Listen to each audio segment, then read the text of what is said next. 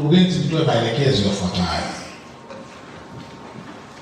Waitwe waheshimiwa madiwani wa kata ya Lumbila, Kilondo, Lifuma, Manda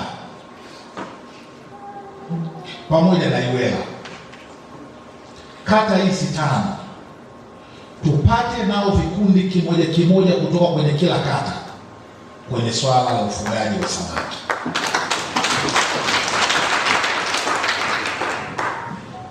Mfano tayari tumeshaanza kuuona kupitia vikundi viwili ambavyo vyote viko kwenye kata moja ya Lupingu.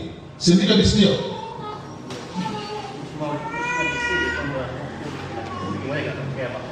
Ndio. Kinatoka Lupingu. Kwa hiyo kata Makonde unaweza yes. Kwa hiyo kwenye kata hiyo ya Makonde pamoja na Lupingu. Na wakaguzi mmeweza kujiridhisha kwamba kata hizi zote zimeanza kufanya vizuri. Kwa nini naizungumzia kwamba tuwaite waheshimiwa madiwani? Ninahitaji wao ndio wavitambue na wao waleze hivi vikundi, ili kuwe na ulinzi zaidi kwenye hizi samaki. Twende tukaanze. Kwa hiyo natarajia robo inayofuata